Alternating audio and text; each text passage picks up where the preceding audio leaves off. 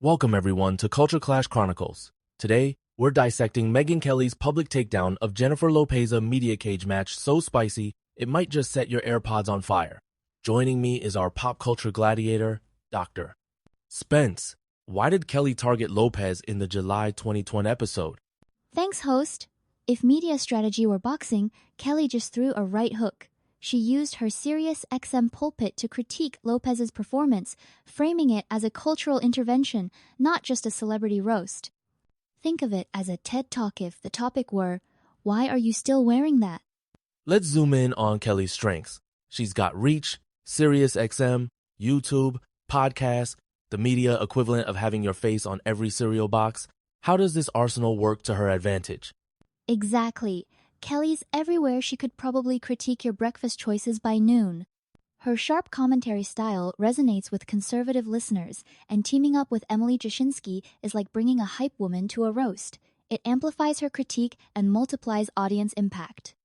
So, Kelly's got the megaphone and a crowd. But isn't there a risk her approach is more megaphone and less microphone all volume, little nuance? Absolutely. It's like using a sledgehammer to hang a picture. She can alienate moderates or younger progressives who crave nuance. Her strength boldness can double as a weakness in today's sensitivity Olympics. Now, let's talk J-Lo. She's been a global superstar longer than some TikTok users have been, alive music, movies, even skincare. How does this celebrity armor hold up under Kelly's barrage? Lopez's brand is Teflon decades of hits and a social media army. But Kelly's critique pierces the armor by targeting her reliance on provocative performances.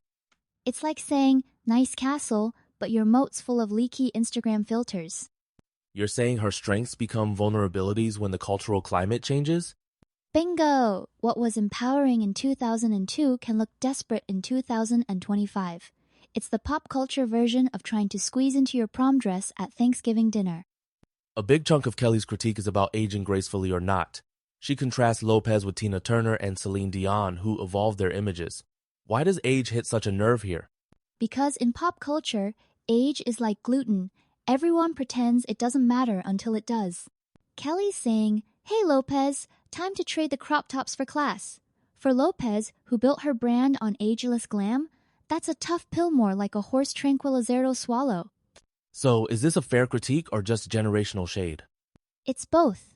Kelly's projecting her own anxieties about aging, but she's also reflecting a broader fatigue with stars who refuse to reinvent. It's like watching dad do TikTok dance as adorable, but maybe not what the culture needs. Kelly calls Lopez's Cook Music Festival routine soft porn, not artistry. Is this a legitimate cultural critique or just clickbait with jazz hands? Well, if culture's a stew, Kelly's tossing in a whole container of salt. She's framing Lopez as Exhibit A of a society obsessed with provocation over substance. But let's be honest, sometimes a dance is just a dance, unless it's choreographed by outrage itself. Is Kelly critiquing Lopez, or is Lopez just a stand-in for everything Kelly thinks is wrong with Hollywood? Lopez is definitely a proxy here. It's less about sequins, more about signaling. This is where the culture went off the rails, folks. Kelly's using J-Lo as a meme for modern decadence. Let's talk audience. Kelly's core fans love a good takedown, but what about everyone else? Isn't there a risk of the whole thing backfiring? Absolutely. Conservative audiences are eating popcorn. Progressive listeners are spitting it out. A 2024 Pew study found that 62% of media consumers tune out when commentary feels like personal attack. Kelly's walking a tightrope over a pit of unfollows. So, in trying to be the cultural watchdog, is Kelly risking becoming the boy who cried cancel?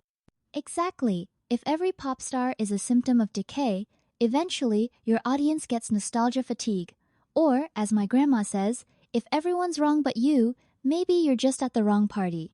For Lopez, is this controversy a curse or an opportunity? Can she Tina Turner her way into a new era?